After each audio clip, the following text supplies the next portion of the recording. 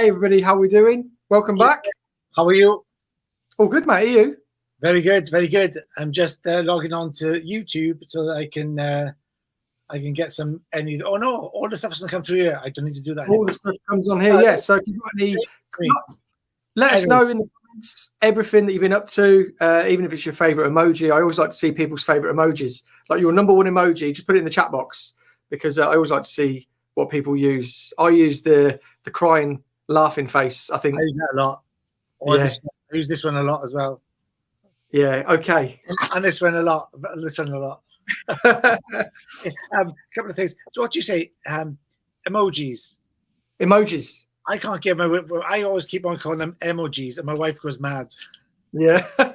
Emojis. Emojis. And 2020. Oh no, it was April 2023. They're launching, I think, 4 more new emojis. I don't know what they are, but they're launching. Emojis. Okay, well, I always say emojis, and she said, "No, they're emojis. What are you talking about? You just like you make it sound so old." Anyway, I've enjoyed the sunshine because the sun's been shining here in Cardiff all day today. It's beautiful, fresh, sunny. Yeah, it's been a lovely day.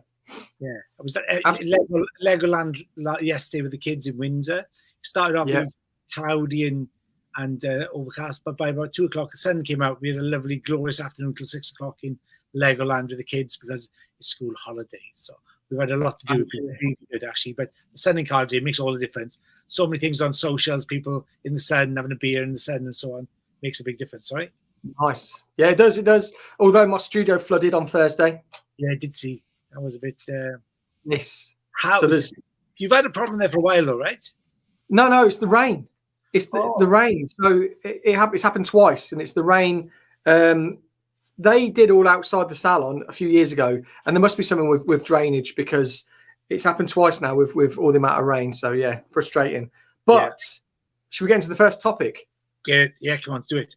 We've got 3 topics again. This podcast, like we do every week, three topics, three keyword heavy topics, and 3 discussion points that we want to hear from you guys. What do you think about the topics? But yeah, it's the first one is what we're going to talk about today is influencer versus educator.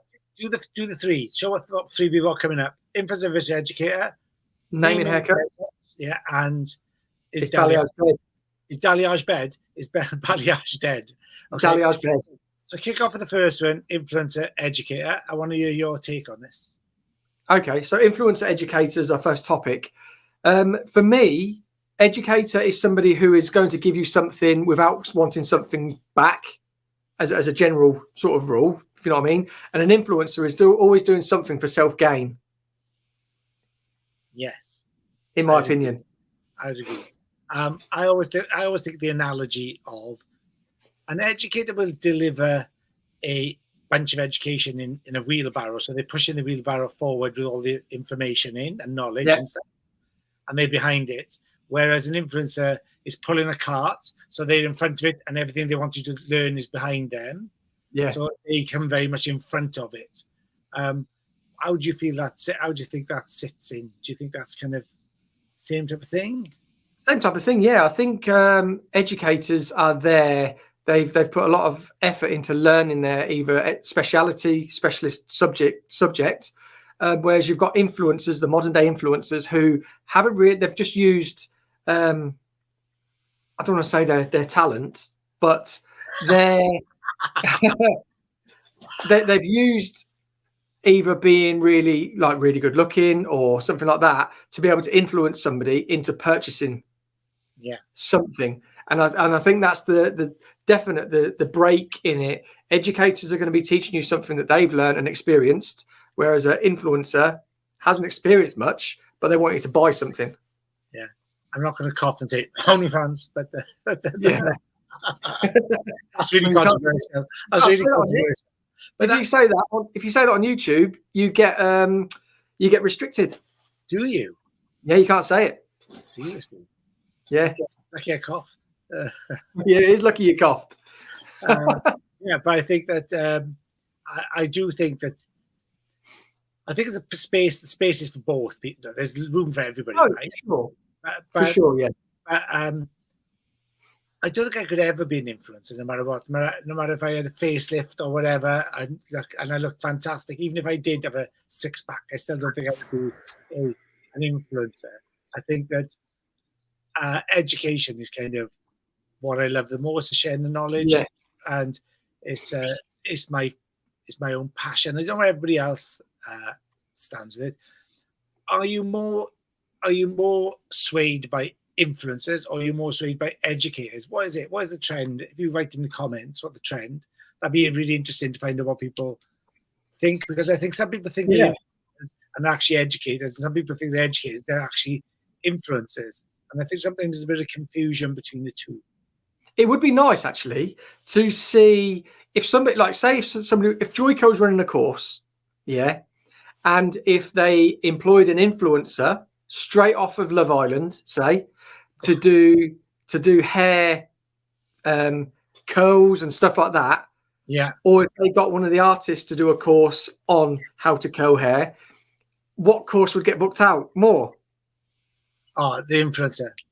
Yeah. Yeah. Which is bizarre. Actually, I didn't have no hesitation about that. Yeah. And I think that just shows society what they value, I think. Value in society. Yeah. And I don't think it's a bad thing. I just think that where people put their values, where the priorities are. So I think it's about association, about wanting to be, like that person. I know my wife follows loads of influencers on that. Yeah. And she follows a lot of, sort of lifestyle influencers, then, for instance. And it's like, like what they're wearing and what they're doing. And I think it's very difficult to become that now. If you're not already an influencer, I think you want to try and break into that. There's so many people. I think it's very difficult to actually gain any traction, because it's there's so many. I don't know whether you can, I don't know, it'd be really tough, I think. Whereas I still think there's plenty of room for educators. Oh, definitely. And I think lockdown was a real explosion of online educators, people really wanting to turn what they actually know into a business.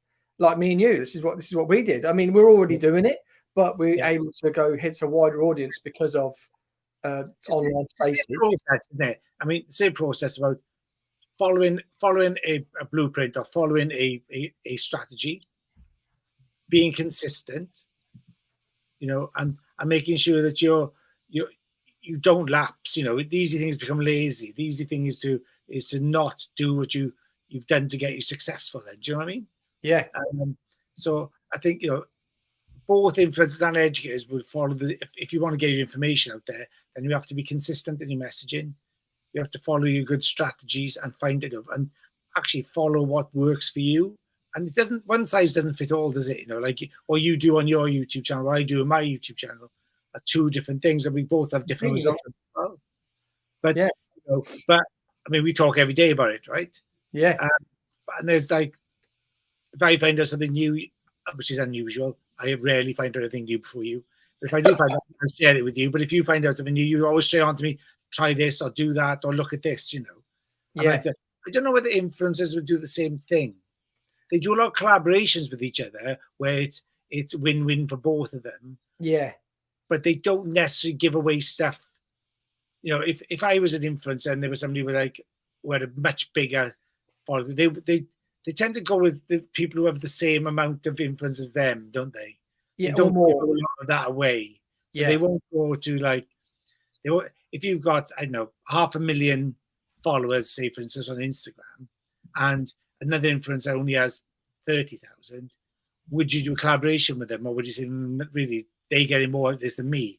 Whereas you've got 110,000 subscribers in YouTube, I've got just under 40,000, but yet we contribute equally to what we put in and what we do. We both see the value in it, right? Yeah. So I think that's the difference. I think with educators and influencers, I think that's the. So if anybody's in the comments, I wonder if they put in what they feel is more influential, and what would they see the difference is. What like, I enjoy watching influencers, but it's more like aesthetic. I click through it, Yeah. Yes, that jump, or those shoes, or that place, or that holiday. they all look good, and I flick through them. But educators, I'll sit down and watch, and there's a different. I have to sit down and watch it and listen, which is more of a more of a slog. You really got to engage with it, haven't you? Really, I suppose. Yeah, I find it when I'm watching YouTube, like in the evenings, and there's like influencers, fashion influencers, fitness influencers, not so much hair influencers, but people doing stuff, and I can just, like you say, I can just put it on, and it's just mind numbing. I could just sit there and just take it in or leave it, but it's just there, and I'm just engaging with it. But then when I think, I'll be flicking through, and I'll be like, oh, I want to watch that later, and I'll put it to my watch list because I know it's going to take a lot more of my time and effort, right? Yeah. And then you want to learn something of it, or you're going to write down a note about what, oh, that was really good, that was a really cool tip, so there's a different value. And I think that one is very superficial. God, it might sound really controversial. One's superficial and one is real meaning. Do you not think? Yeah. Don't let me lay on this limb on my own. No. I know what you mean. I was just going to explain. Like with influencers, it is very much, it's like all about me. Why don't you buy this product, or why don't you do this like me so you can be like me? Whereas an educator, like, we don't want you to be like us. We want to set you free. Yeah. That's what I think. We want you to grow and become the best version of yourself as you can. Yeah. And that sounds a bit naff, but that's what we want, really, is people to really, to grow, to move forward, progress, show some sort of growth, feel that they're growing, feel that they're learning, feel that they're contributing more. And I think that, making a contribution, I think, is always better than taking.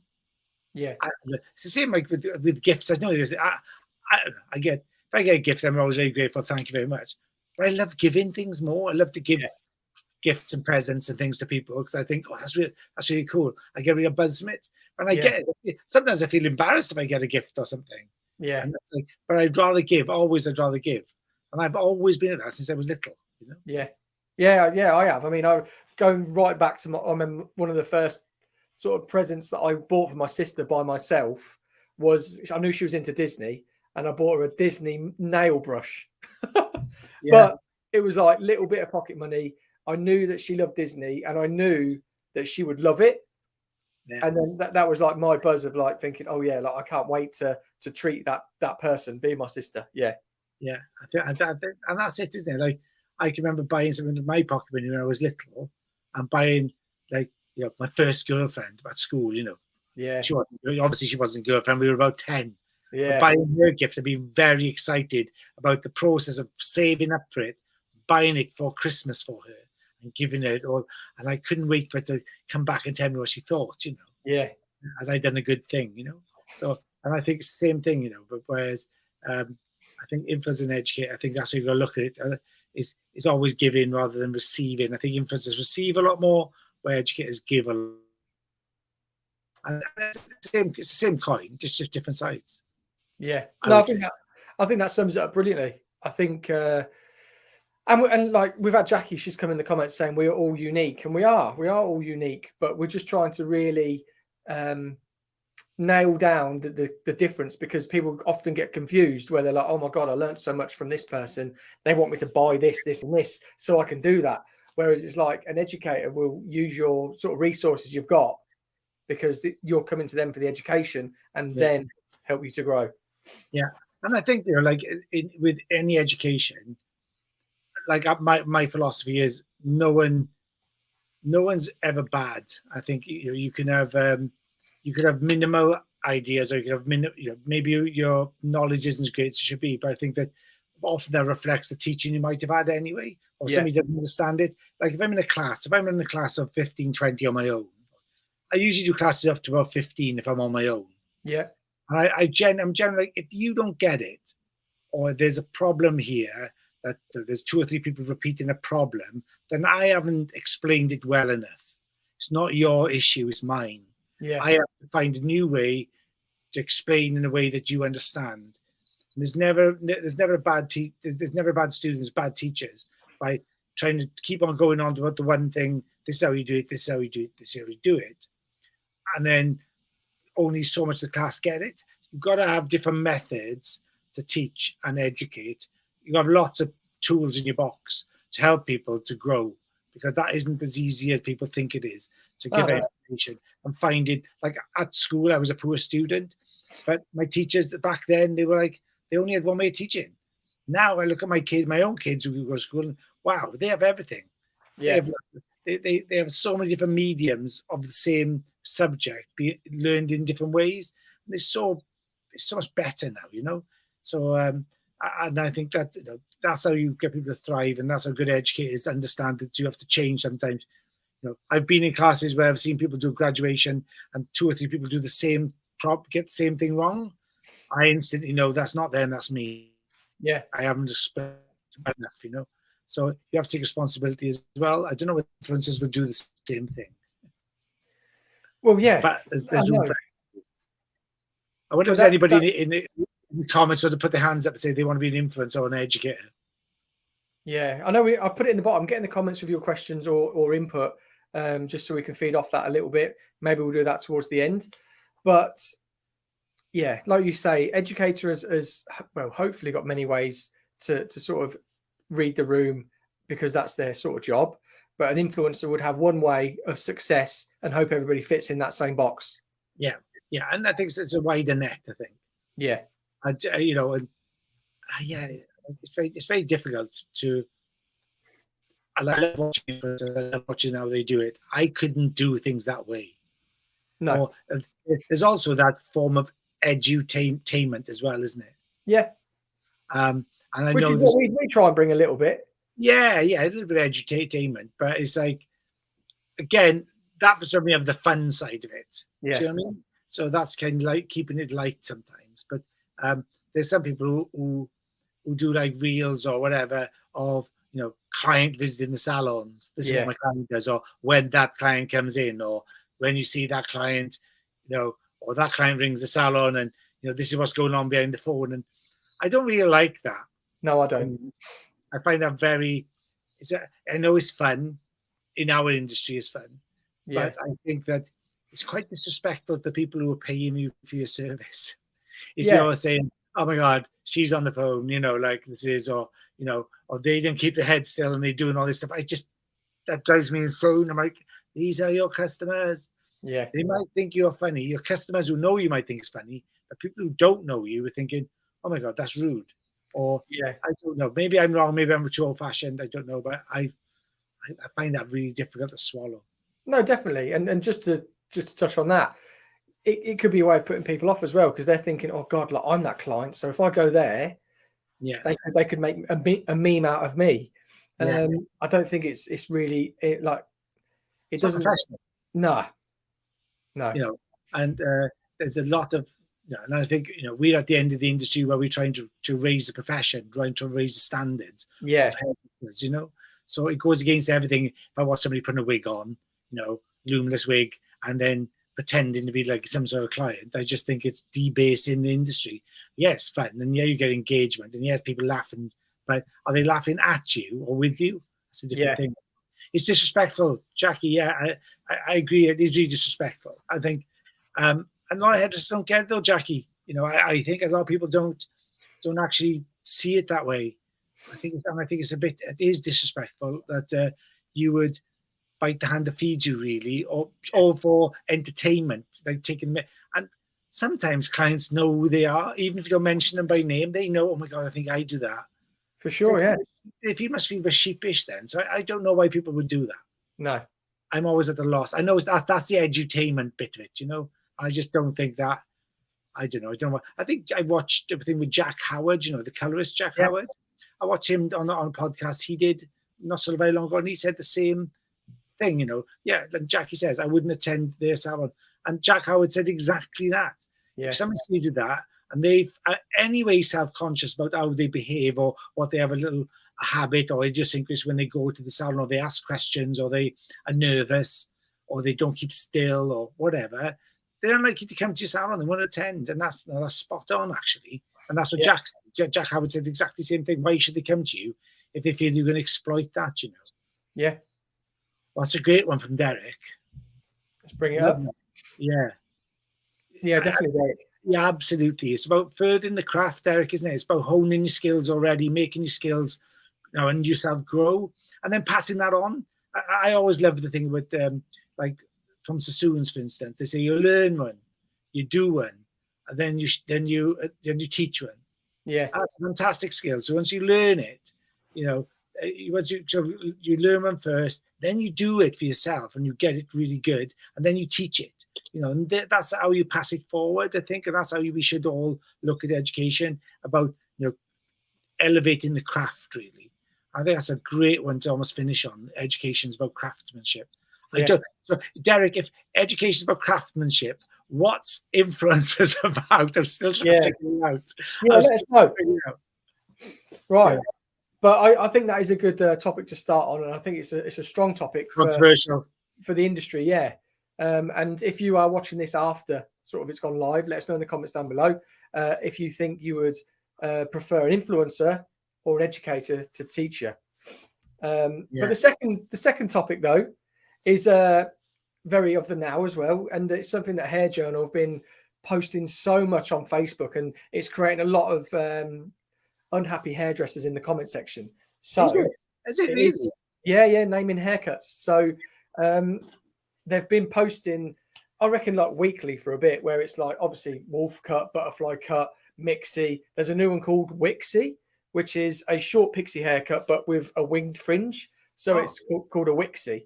And all these hairdressers in the comments are saying, "Oh, can we just stop with this? Naming haircuts, nothing's new and everything." But what I feel from that is that people aren't ready.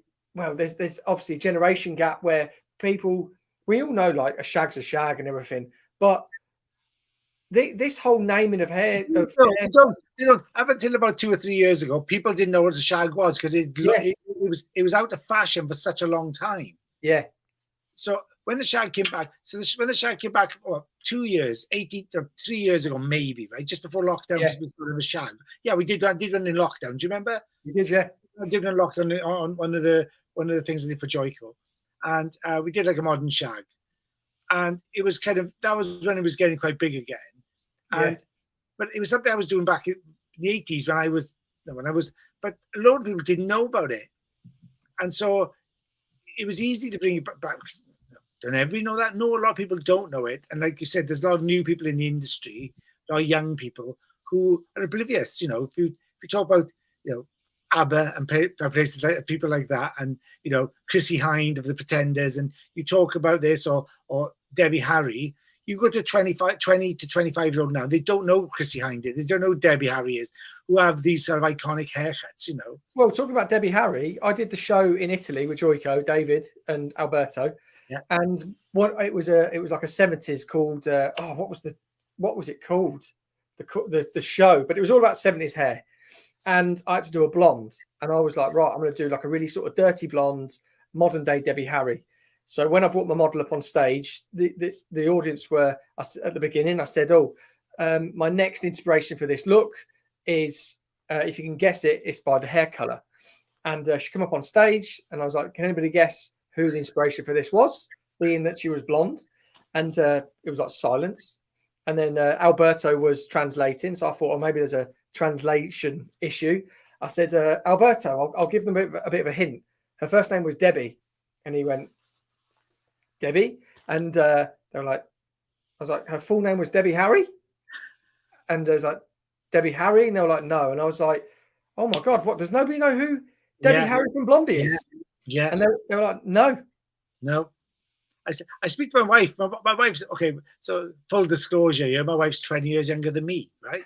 and I'll talk about Debbie Harry, and she goes, I have no idea what you're talking about. Oh, really? Yeah. Wow. We were watching something the other night, and I was like, oh my God, look at that. I remember that from that shit. Yeah, that was the year I was born. Yeah. So, like, yeah, okay, I get it. Yeah, I'm old, but it's like, I'm not old. It's just like, it's, so, do you know that in lots of ways, I remember actually, I'm going to go off subject a little bit now, because you always do, but because of that, like, do you remember when we first met and I was saying, oh, mate, I don't want to be doing all this social media stuff. Yeah. Because I don't know, I'm I'm at the wrong side of my career. And I think it was you who said to me, mate, honestly, what you have is what everybody in of my generation wants. You've got the knowledge, experience, you've done this, you've done that, all these different things. And I thought, well, yeah, I've literally traveled the world hairdressing, you know, with a pair of scissors and a blow dryer. Yeah. I've been all over working with great brands and working with great artists and learning from each and every one of them, you know. And we get together and I'll tell you a story, right? And two months after we were done, and it's, oh my God, that's like crazy. But we did stuff like that, and like, you know, and I remember like back in the day, well, especially with at Sassoons, we always named a technique or named a haircut. And like when I first met Gianni and working with Gianni, who was the vision director of Joico originally back in like a few years ago, we would talk about that, and he'd say, "Oh, you remember this haircut? Or you remember like the Firefly? We talked about it last week, Firefly, or you did whatever the haircut we wanted to do." I'm like, oh yeah, I remember that. It's a reference.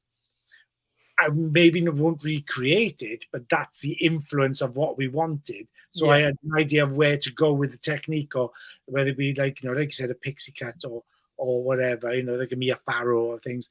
I would talk, you know, people say, Mia who? Right, Mia Farrow. Okay, we won't talk about that. You know, Rosemary's Babies, when she has all her haircut by Sassoons, from this down her back to a short pixie haircut, you know. Back in the 60s, I think it was like, I don't know, 68, 69, that was then, for the film Rosemary's Baby. And like it was a massive thing. He did it on set as well. He kept it on set. So, you know, but yeah, two of my staff to know Madonna is, that's like class. I absolutely get that. Like, what an icon she is.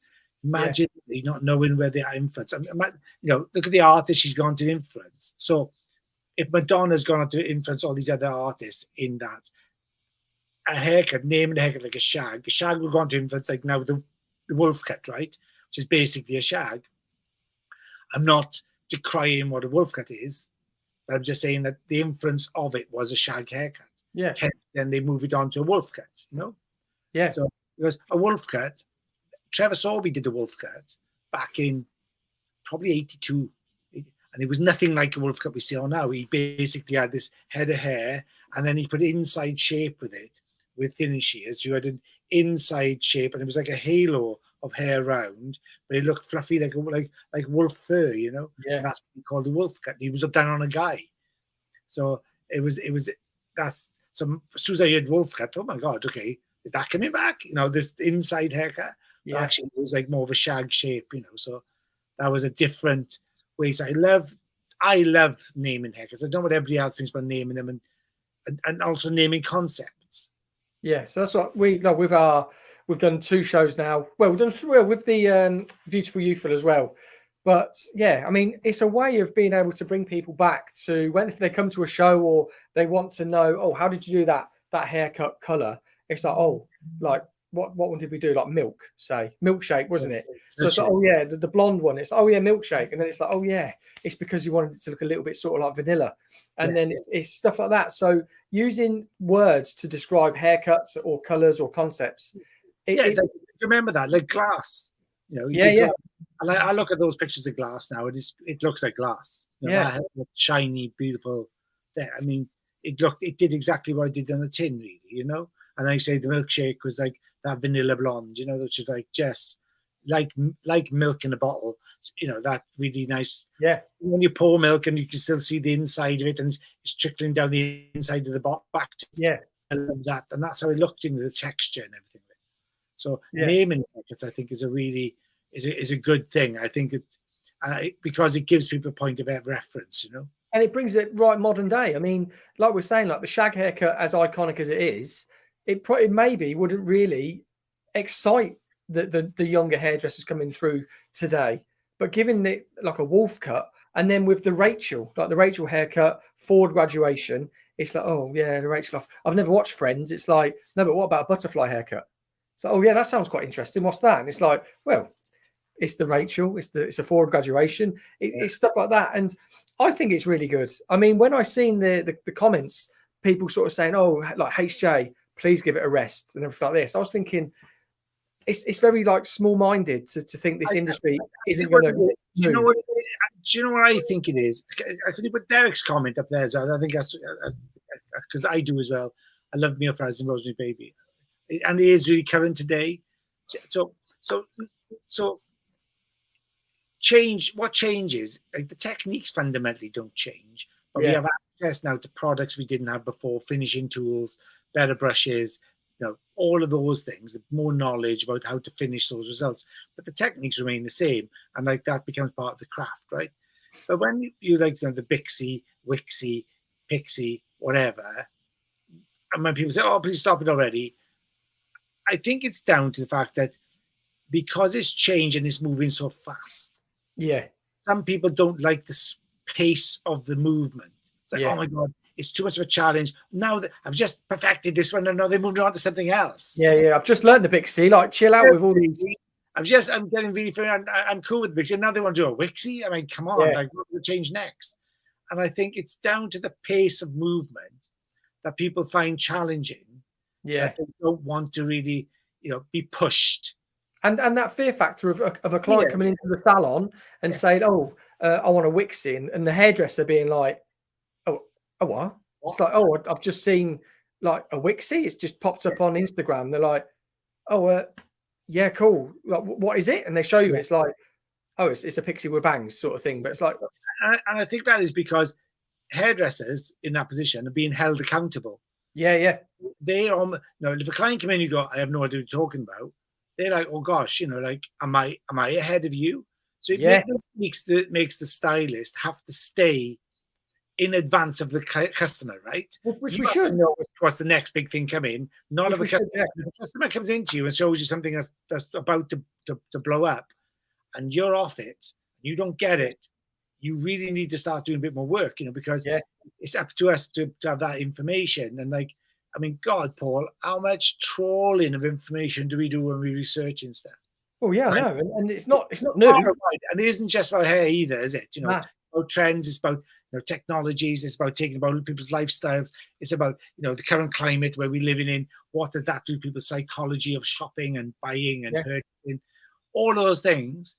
That's what we find really interesting, and like it adds to the whole. Like when we did the thing in Holland 2 weeks ago, with glass, milk, all of that kind of technique. There was also when we sat down and talked about each composite part of that collection. Yeah, it all fitted together, but it also had a backstory of why clients are seeing this. Why is a client going that way? Why is a client with natural hair doing this? Why is that color so important? Why is this shine and basic shape? It wasn't basic, it was a fundamental shape, so important right now. We had all the backstories to those things, and I think that was really important. I think. Well, yeah, I mean, we spoke about keywords to the audience, right? To our audience, they really appreciated what we did. They understood when you showed them. It wasn't just the haircut. This is the cut. This is the color. This is the formulation. So the reason behind this is clients are going this way. They go in this way because this is what's happening in society. This is what's happening, university or environmentally or whatever. And the influences they're now impacting on them and their lives and their shopping habits. Yeah. So understanding those things, how clients maybe stretch out a visit, they don't go as frequently as they did. Then how do you manage that? How do we control that? Then how do we pull them back in maybe? And giving people reasons why we do those and naming things like gives you a reference point. And I think it's very important. And if one of the biggest things that we hear on our courses is where people want to pull in new clients. Like they want to get busier, they want to pull in new clients, and they want to pull in that younger audience. And if they're not using the young terminology, the new terminology, when it comes to a haircut or color technique, they're referencing shag, they're going to be pulling in people from that generation. But then when they start promoting a wolf cut, the generation changes and they start bringing in a new audience. Yeah. I think I think Derek said it, again, trending looks moves people at a high rate of speed. Yeah. So it blurs the perspective. It certainly does. And I think that's what frightens a lot of hairdressers, because a lot of hairdressers, in my experience, is that get stuck in a comfort zone. They think they don't, but they just are. And when you challenge them, it can kind of often make them feel a bit scared or just feel uncomfortable. And I think being uncomfortable sometimes is when you know you're growing. You know, that's not, when you grow, it doesn't mean it's never meant to be comfortable, is it? So, you know, you've got to have a bit of pain as you grow, you know? Yeah. You got to know you're on course.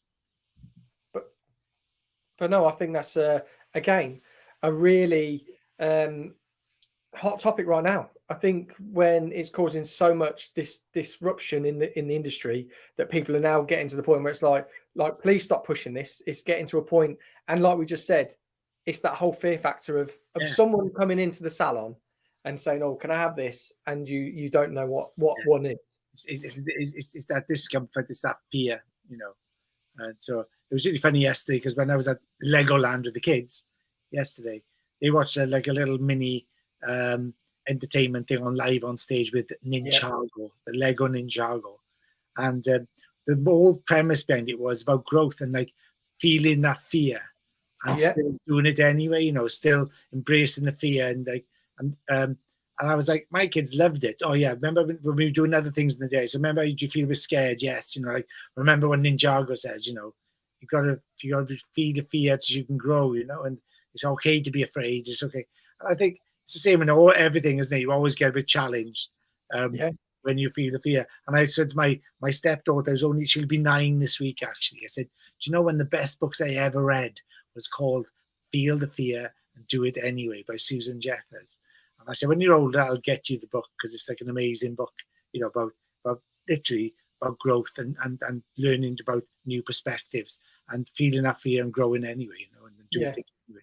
So that's really cool. So that's a good question. Some really good feedback there. I really love that. Yeah, definitely. Everybody's on fire tonight with the comments. Do you not think? Yeah, we need a few more. I think we need a few more. Oh, good. Right, I'm glad to say it. I think they've done. This is like, I love reading all these tonight. They're really good. Yeah, I'm on my screen as well, which is great. And it's nice to see like people on the same wavelength, isn't it? Yeah, absolutely. I think that's really, really cool. But the next subject's going to be the biggest one. Well, I think this question. I've only just learned it. Well, yeah.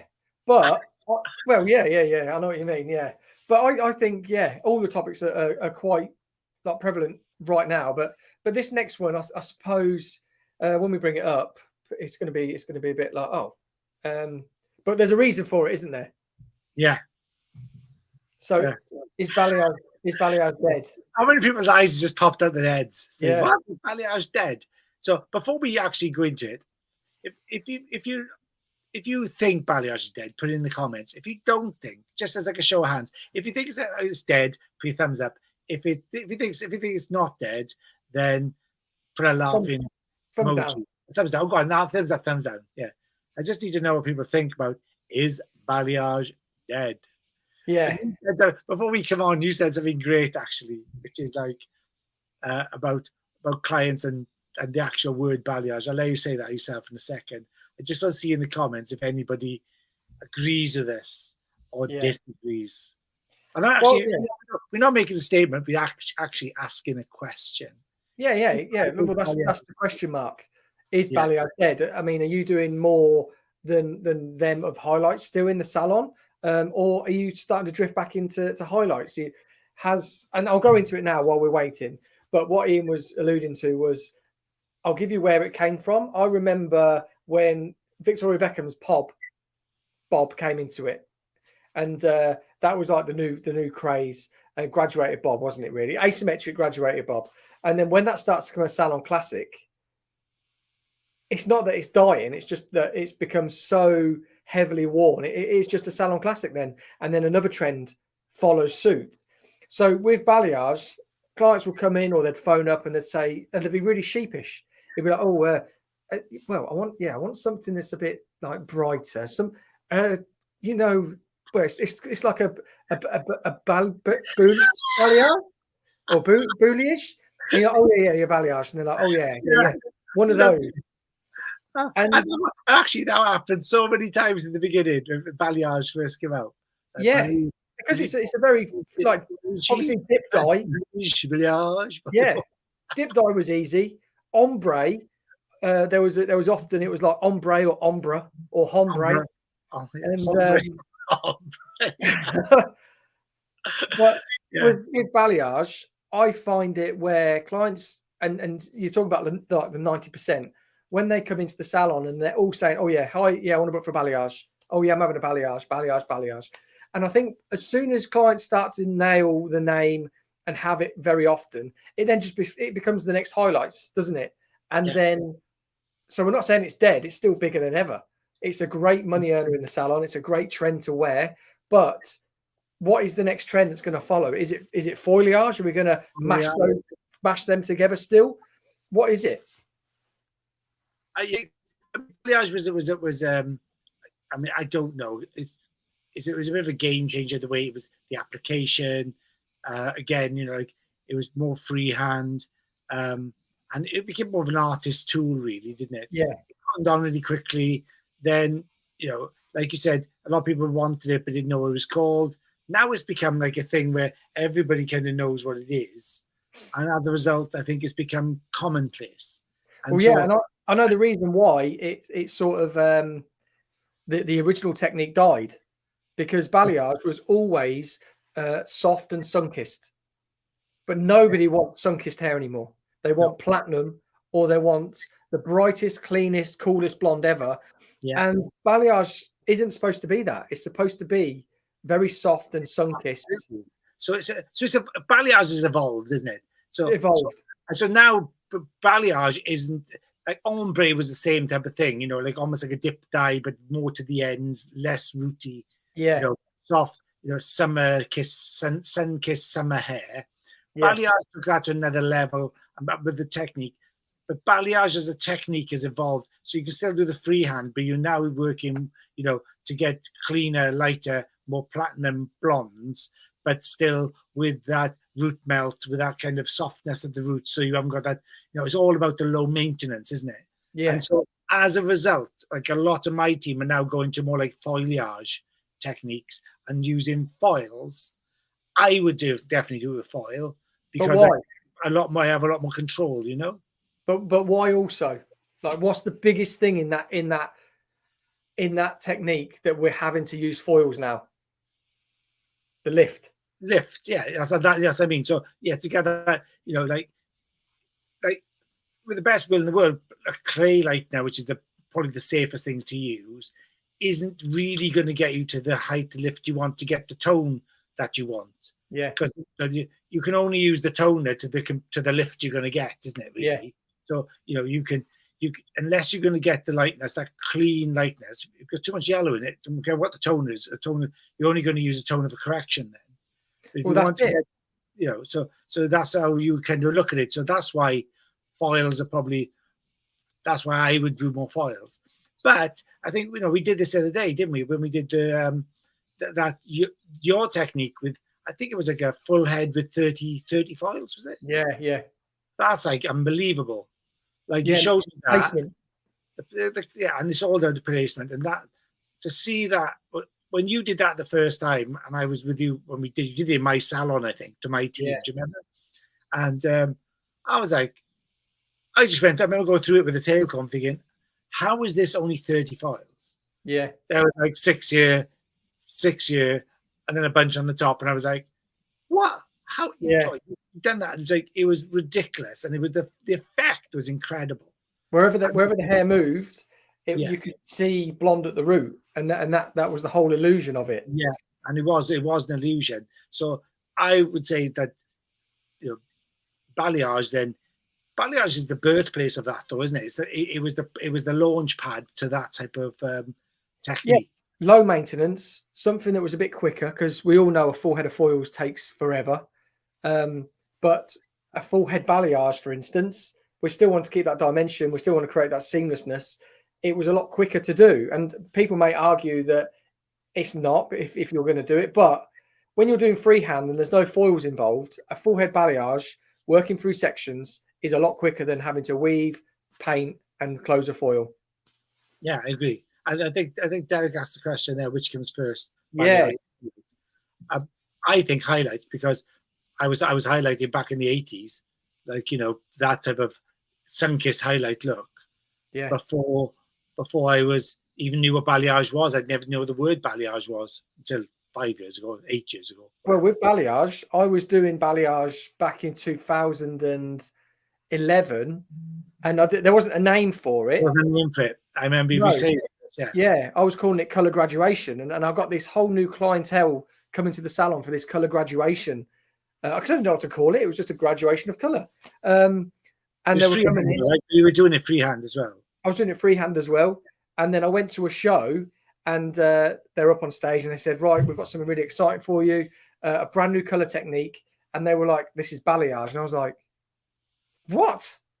Like that is it? And I was like, oh, it's balayage. Then going really geeky and finding out what balayage means and everything like that, and where it comes from.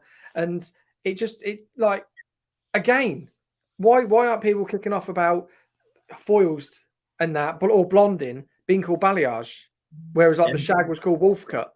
Yeah. I do you know? I think it's just I think colorists are less precious haircutters. Yeah, and the haircutters tend to be more like they all. You know, like it used to be. Like I've always cut hair. I've coloured hair and cut hair, but primarily I'm a hair cutter, and so I've always worked with the colorist. And I've always taken, they've always a bit under me. They're working for me, do you know what I mean? Yeah. Actually, now I have to work with them, and I have to take into account what they want to do and the consultation they have, far more than my own consultations now, you know, because the color takes precedence over all of the work that I do. So now I feel like I'm the assistant on this now. But there used to be like a very, you know, colorists were a very special breed, you know, but the stylist was the person who was the boss, who you know, was in control of it. And I think it's completely the upside down thing now. Well, yeah, I remember going to shows, and when you'd speak to people, they'd be like, oh, I can't wait to see so-and-so. Cutting is king. You'd go and see a cutter up on stage. And then I don't know when it flipped, but like you're saying now, like colorists were your assistants. Like, well, are you going to wash the hair or what? Sort of thing. Yeah. Like, get on with your toner. But then the whole color thing that sort of come about sort of took over. And yeah, people are going They're to like show rock stars now. Colorists, really good colorists are like rock stars now. Yeah. You know, and I don't think that like it still grates my gears when I watch like a well-known colorist chopping off hair, just cutting it off. Yes, you know, you can follow a color and you still cut hair, like just whack it off the bottom and then curl it at the end. Like, oh dear God, you know, like, it still grates my gears a bit, but you know, they are rock stars. You know, I don't know many stylists and people who cut hair who've reached that level of notoriety or that fame, you know. But colorists are like, they're like next level. They're like next level down to the rock stars, I think now. Yeah, and I think it's all because of balayage. It really is all because of balayage. Yeah, possibly. Yeah, and technology. I think color has moved on quicker than scissors. I mean, this is the thing when it comes to colorists. Like we use different brushes, different foils. We use different products and different. And when it comes to cutting, for a long time, it's just been a pair of straight blades, doesn't it? Maybe a thinner and maybe a bit of razor. Yeah, but I definitely see cutting as well coming in now, where like we've been using the Alpha Italia range, haven't we? The system, and you've got the Evos in there, you've got the soft cuts, and it's all a transition. It's all moving on from like thinning shears and razors and that, and it scares me though still. Yeah, I remember like razors and stuff like that. Look, there's still fundamental things to use a razor. Yeah. There's a way to use a thinning shear, you know, razor shear, or a thinning shear, whichever you want to call it. And I still see people just hacking with them and just going in. I'm just, you know, again, I'm just like, I go cold when I see it, you know, when people go blading. And I remember first time I was introduced to a blade was about like a feather blade. I'd used one like when I was a young assistant. What, a razor feather blade? An open razor. Yeah. I did buy stylists to do that for ladies who had sets it was like internal back combing for the hair, really, by cutting the shoulder. So scaffolding that was cool back now, in isn't 80. it? Like I started hairdressing as an assistant in 79, and there was still a hangover. The salon I worked in was doing sets on, like roller sets under the dryer, and some of those would use razors. Technique, didn't enjoy it. And then in about 1990, 92, 3, I worked another brand who had their own, and then I found this new tool that was just magical, when I used it, how to use it, how to work with it. And, that's evolved for me over the time. And I've run courses on how to use razors, or I prefer to call it a feather blade rather than a razor, because it's less challenging. They freak out and go, "My God, no, you cut my hair off." But if I say I use a feather blade, they're more willing to listen about what I'm going to use and why I'm using it. Sounds softer. But I remember, it sounds a lot softer. And the language we use is really important, like balayage, like whatever. It's using the right language. But I remember the very first time we used them in a session, in a seminar in LA, in Woodland Hills in Sebastian head office. And there was a worldwide gathering, and we had a lot of people from all over the world. Then there was a bunch of guys there from another part of the world. I won't name the part of the world, but they were using this razor. It was like all the Brits, the guys that I worked with, were all sitting back, holding out the edge of the seat. Oh my God! And I just said at the side of my mouth, I said, "Giving these guys a razor, it's like giving a monkey a gun. Sooner or later, somebody's going to get hurt. It's going to go off. It's going to shoot someone. It's dangerous." And we were just falling about laughing because they were just going crazy with this razor. There was hair everywhere because it was such a new tool. They just wanted to show it off, but it was meant to be used as this really soft, refining, so really texturizing a blade, and using it in the right areas and building weight, creating shape. It was bonkers. I think that's why a lot of people got scared of razors as well, because when I'll talk on for me as well, when you seen people using razors at the very beginning, it was very theatrical, and it seemed as if they just knew what they were doing, and they were doing all this, and then they'd have something. But when you've been watching it for a while, I mean, watching you and David use a razor, it's like the softest stroke ever. And you're like carving into this hair to create this shape. Whereas at the beginning, I think that's why razors scared a lot of people, because they were like, well, there's no guide for one. I don't know what they're doing. And there's a lot of hair on the floor. Yeah. And clients felt that as well. Yeah. Oh, don't use that. Because you know the feather blade I use. I only got to put it near the hair and the hair falls off. Yeah. Oops. Yeah. So it requires like touch and tension and gentleness, if you really want to use it. And if I see people going crazy with the razor, I'm like, it scares me. Like I go cold, watch it. So again, you can be theatrical with it, provided you know what the theater's creating. Yeah. I can take the ends of the hair and I can take out ends of the hair, right? I can flick it like this. Yeah. Flick it from a distance, and the lights it takes off less hair. Yeah, it looks incredible. And it looks very kind of like, it's for the show, Yeah. But actually, backstage, I'd be there very methodically, removing the weight where I want it, and feel. So, but for the show, I'll do all the stuff. But people then think that's how you use it in the salon. Yeah. I'm not doing a show in the salon. I'm actually working with a real customer, and I'm just and I'm doing a real job. So there's show work, there's seminar work, there's educational work. All those things are different, and you have to play a different role in each one. And I think, so balayage, when you go back to that right at the beginning, it was a great starting point for colorists. It launched 1,000 balayage blonde specialists. Yeah. Now you only got to look at social media. Everybody's a blonde specialist. Yeah. Like, oh, okay, it's another one, especially in blonde. And they're fantastic. Don't get me wrong, but it's balayage launched that, and now everybody wants that because it's become its own industry in itself. Really, I think the way it works, and I love it. I love what it's done, the way it's changed the industry. Oh, I do. But we've got to be on.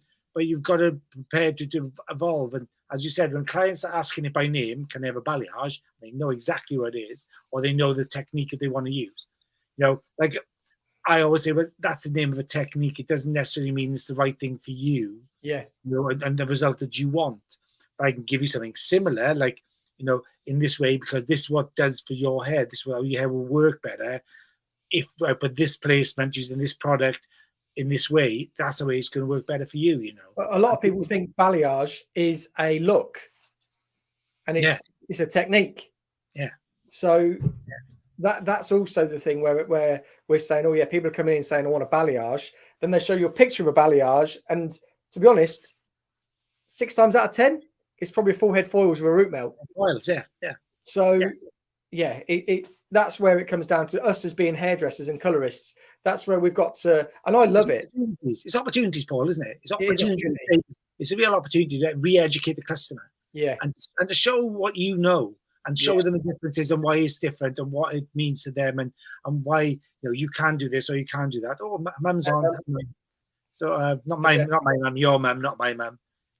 Suzanne's Paul's mum. I still call her mum though, because she feels like my mum too, because I've known her for a while now. But I think that that those type of things are really important. It gives you opportunities to educate customers when they come in with those pictures or whatever thing, which they think is like a balayage, and you know it's more done with foil or placement or whatever. Yeah, and it shows that you know what you're doing and elevating you as a stylist, elevating you as a colorist, whatever. Yeah, and you know, showing your depth of knowledge. I think that's so important. 100%. Right. So 100%. Is that 100% making a comeback? Same. Me too. All that. But Paul's got a couple of cash phrases. One's 100%. The other one is same. If I say something, I'm not really happy with it, I say same. Yeah. Oh, that's really cool. That is, 100%. So I get that a lot. What was mine? I had a cash phrase. Yeah, me too. Me too. Mine's me too, which is really good. Not in today's climate. Me too. But yeah, thank you so much for everyone for watching. We're going to be here again. I think 6 o'clock was better. We had a lot more people consistently across the board. We'll try and do 6 o'clock, 7 o'clock, 8 o'clock on Mondays, but we'll be here live every single week. And if you are still with us, head over to Ian's channel at The Mindful Hairdresser. If you're on Ian's channel, because now we can cross collaborate. Mine's Paul Watts Hair on YouTube. So yeah, you can catch us both there. And again, on Instagram, you can catch us all on there.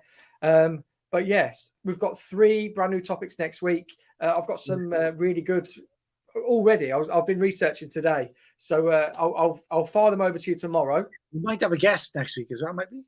We might have a guest. Just say something on the back burner. Okay. Might have a guest. Guest is good last week. Thanks, Mum. Love your hair, Paul. His balayage dead. Enjoy it. Thank you, Derek. Thank you for joining us. Derek. Thanks for joining us. We really appreciate having everybody on board.